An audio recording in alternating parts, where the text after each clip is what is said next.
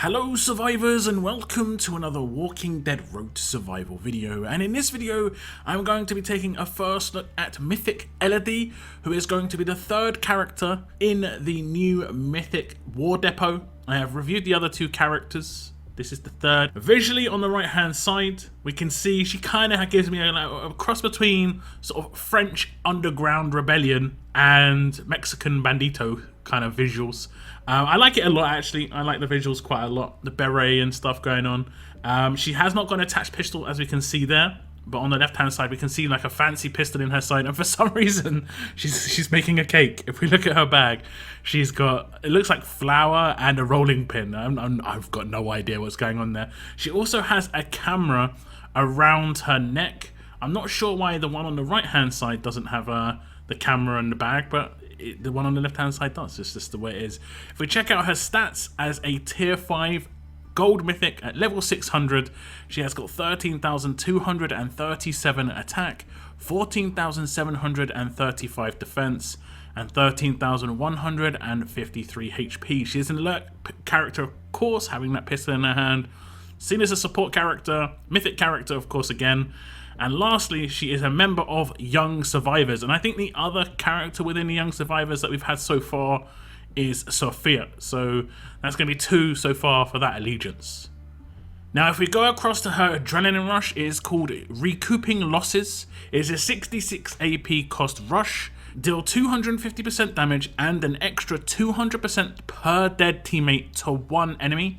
2 enemies get minus 30% defense for 3 turns. So this is a kind of interesting rush. Obviously it gets more powerful the more teammates that are downed, and if no one's downed, it's no matter what going to do the defense down, unless there's someone like Erika Glenn with the defense down block. It is a 66 AP cost rush, so generally going to be geared more towards an attack team in this case to get it done naturally and still hold on to a lot of stat bonuses. It did look like her stat balance was a bit more defensive, and support characters generally will have like their stat balance towards where I think Scopely want them to be used. So if you see a bit more of an offensive stat balance on a support character, they're like going, yeah, use this character more on offense. But this one's a bit of both worlds by the looks of things when it comes to the cost of the rush and the stat balance itself. We'll check out what kind of damage this can do, but it is only doing it to one enemy, which kind of is interesting when it comes to the 200% extra damage. That would have been nice, obviously, if it was a multi-hit. Okay, so we are on turn 2, and we're getting a natural turn 2 rush, thanks to Glenn, obviously, with his crit bonus there. And we have had a teammate taken out, S-Class Rick not lasting very long, so we are going to have a bit of a bonus on top of this rush. We're going to focus someone who we're going to do trait damage against, and we should hit them reasonably hard. There we go, and obviously with that 200% bonus on top, it's going to be very nice. You can see the defense down came in, but one of the characters that gets the defense down is the character that you focus. So if you take them out, it's only going to be one other character that has, you know, defense down. And that's where you're going to get the bonus damage come in after that. So Elodie's rush seems decent for attack and defense. It's not going to be completely devastating. She is a support character, but she's basically setting up follow-up damage on the defense down, whether it be the one she focuses or the secondary character on top. So either way, I think it's going to be useful. On a defense team, obviously, attacking characters are not going to be able to withstand a massive, hit. And a lot of the time, you're going to be able to take out one character on a defense team quite early, and that's going to boost this rush up. Are you going to focus Elodie so that's not the case? Well, it doesn't really matter, because if you focus her, other characters are going to get the chance. If you don't, she's going to have a much heavier hitting rush, and there's not going to be too many offensive characters who can survive that. And there's a lot of strong characters that I see being used on attack right now, and she's going to focus that character and absolutely destroy them. And as you can see with the tier ups as well, at tier 2 she gets 30% damage per fallen teammate, so it goes up to, I guess it's base of 150%, and it goes up to 180% there. And then at tier 5 it goes up by 20% to 200. So if you don't get her as a tier 5 and only have her as a tier 4, she's going to have 180% instead of 200% there. And the death down is only going to last for 2 turns instead of 3. It doesn't change the power of the death down, so I do like that quite a lot. So even one LED seems reasonable, like on an attack team at least. On a defense team, you probably want to, just because it's going to increase your possibility to raise her stats even further. Now she of course has a signature move, and it's called Focused Assault. It is initial cooldown of turn 3, cooldown of 3, number of uses 999. Attack an enemy for 140% damage. This character and one teammate get focus for 2 turns. Now, this kind of reminds me of the Jesus signature move, but it does a little bit more damage on top. It is a bit more powerful than a basic attack, 140%.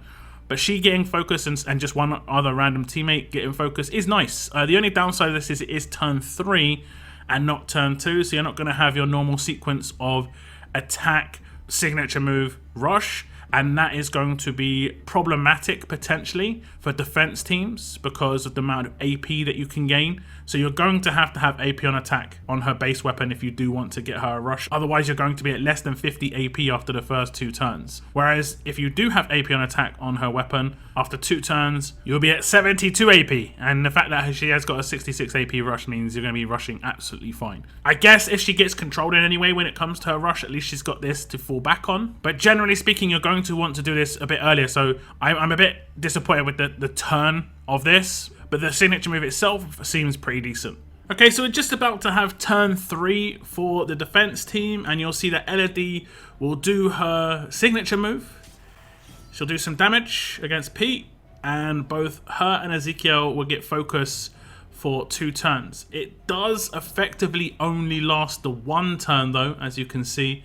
It's this turn right here, or the turn that she actually used the signature move, and then the 1 extra turn. So if I just defend on everybody again, it'll be that turn and then it wears out. So it isn't super spectacular in terms of how long it lasts, but it could potentially be good, at least just stopping certain characters like Yumiko with her confounding, or other taunting or confusing characters that are in the game. Personally, I don't really put much weight on signature moves as being like too influential. I just see them as an enhanced basic attack.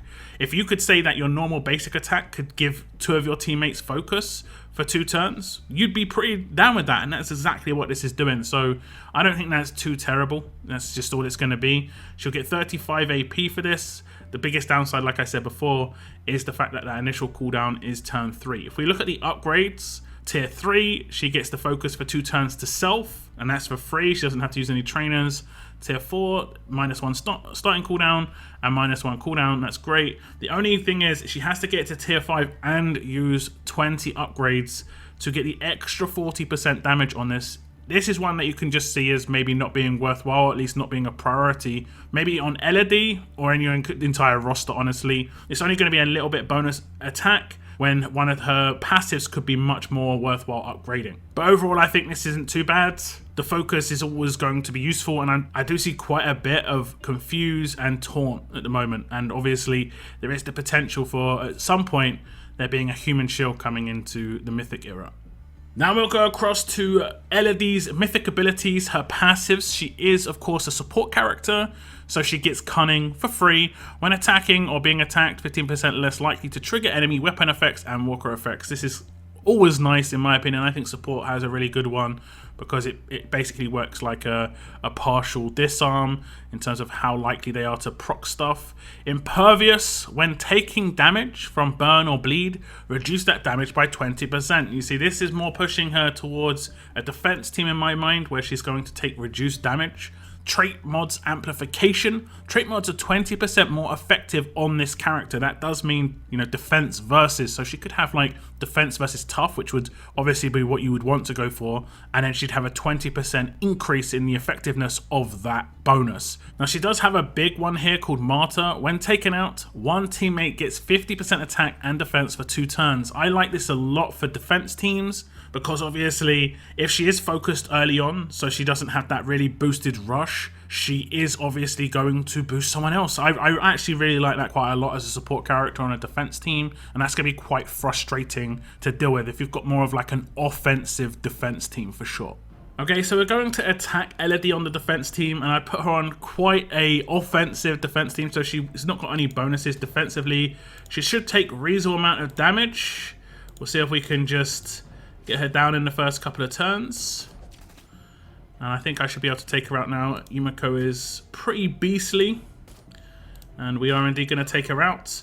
And you can see one teammate did get the buff from her being taken out, and that was Glenn down the bottom. Has a 2-turn 50% defense and 50% attack buff. And it does seem to happen the turn she is taken out as well, which is obviously a big bonus. Like, if you take her out by accident with the rampage attacks, it could go to someone who, let's say, has their rush up, and you would normally be able to take them out, but with a 50% defense boost, they're going to be able to rush, and they could be someone who revives or something like that. So yeah, there is a lot of potential with that little bonus there, I think. But it is most likely completely RNG where that goes. She has got an extra bonus when it comes to her passives, where she only needs to be tier 4 to have the opportunity to get any of her passives unlocked with trainers and upgrades. So Impervious is tier 1, Cunning is tier 2, Trait Mods Amplification would be tier 3, and then Martyr would be tier 4, which is obviously really good. But for a defense team, I definitely just go for the tier 5,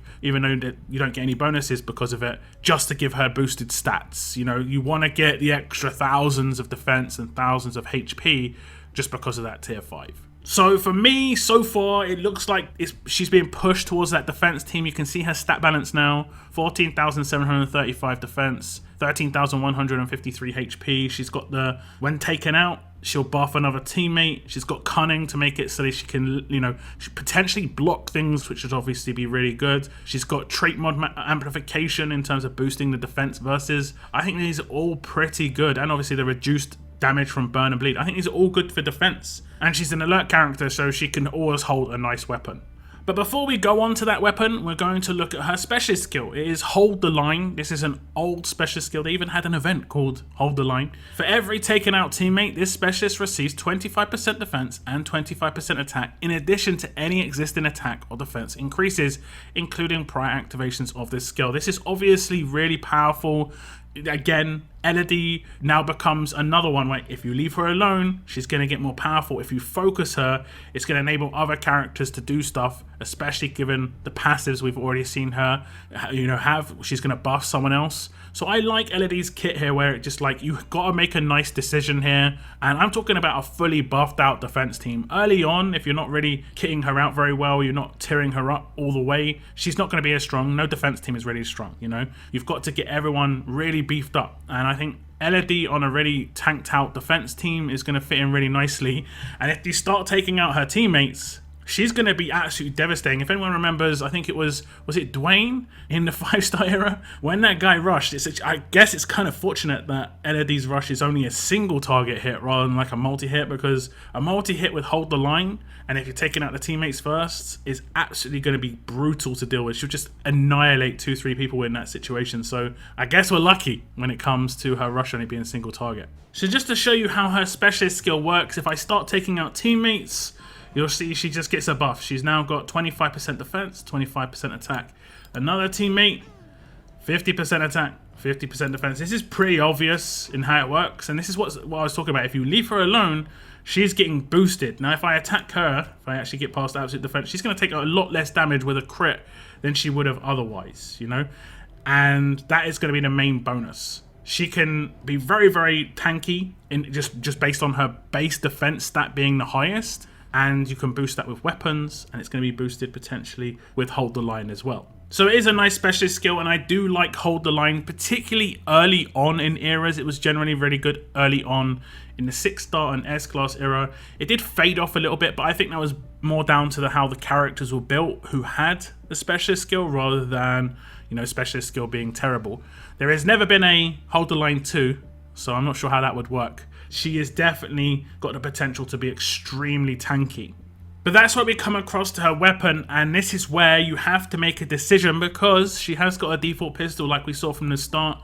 How are you going to gear her weapon if you do put her on a defense team? I do think that's where she's going to be mainly used because of that, you know, just every single one of her passives being extremely good for defense teams. What are you going to do here? Are you going to go with a single stat, an AP on attack, focus stun, and then maybe, you know, cleanse or something? Personally, it could be a good idea to completely sacrifice what would normally be a really powerful 4th slot and just go for some more stats. You could go for HP, AP on attack in the first 2, focus stun in the 3rd slot, and then go for defense in the last slot. And that way you're still getting the 2 stats that you require, you're also still getting the AP that you require. Alert buffs doesn't stack, so you only need 1 on a team, maximum of 2. Obviously the person who's holding the weapon, if you have got one, doesn't get the buffs themselves. And then the second one is cleanse. Does she need cleanse? You could see it as being extremely powerful on her, but would an extra 30% defense on someone who's got base of nearly 15,000 be better for her when you consider it's going to multiply with the leader skill, when you consider it's going to multiply with the buffs that she's getting from hold the line? You know, these things are going to make her extremely tanky by itself. It doesn't really matter too much if she has got cleanse or not in that situation. And the fact that she's a support character getting that sort of defense, that is obviously great. And the reason I see it as being quite good as her being a support character is because I know a lot of people are focusing on attack and support within their lieutenant system, because that affects their attack team the most. Whereas Elodie, she's not a tank. She is a support character that's going to mainly be used on defense by my reckoning. And she's going to get the bonuses from any tier ups you do within your lieutenant system onto her on her defense team. And lieutenant system is just basically veteran rings, pretty much the easiest way you can explain it, and how a lot of people have asked me about it. And you just get more stats. It's as simple as that, and she's going to have more defense, more HP because of that, and more attack as well, which is going to boost her rush. So I think Elodie isn't too bad. She is kind of in the shadow of Erika, unfortunately, in the War Depot itself, but outside of that, I think she's actually a pretty good character. If they focused her, someone else is going to get buffed. If they leave her alone and focus other people, she's getting buffed, and if she's getting buffed, she's doing huge amounts of damage on top of that. She's obviously getting a 200% boost for every single character taken out. There's not too many characters that will even survive her 250% on attack teams. A lot of people don't gear them defensively, so yeah, I think Elodie can be a real thorn in people's sides. The biggest downside I see of Elodie is the majority of her power is within her passives. You have to put a lot of resources into her passive skills to get her to like be top tier. If you don't upgrade her passives at all and you just try and put her on the defense team without any upgrades, I don't think she's going to be that fantastic, because you know she's not getting the best out of her. Where there are other characters where you don't necessarily have to put huge amounts of resources into their upgrades to get a really large amount of power. So it is going to be kind of risky in that situation where you could potentially invest huge amounts of resources into Elodie and then get a better character, you know, quite soon afterwards. And those resources right now are not easy to come by. But do give me your thoughts on what you think of Elodie as a mythic character. Is she someone who you're going to aim for in the War Depot? I believe as a character in the storyline, she is Michonne's daughter. Someone will be able to clarify that for me. And if you know anything else about Elodie, anything more about Elodie, please feel free to leave it down in the comments. But that is the end of my video, guys. If this was an enjoyable or informative video for you, please hit that like button. And I want to thank you all out there who have hit the subscribe button. Makes a big difference. We're on our way to 14,000 subscribers, which is obviously amazing. That is the end of this one though, guys. I want to thank you very much for tuning in. And as always, keep on surviving, guys. Keep on surviving.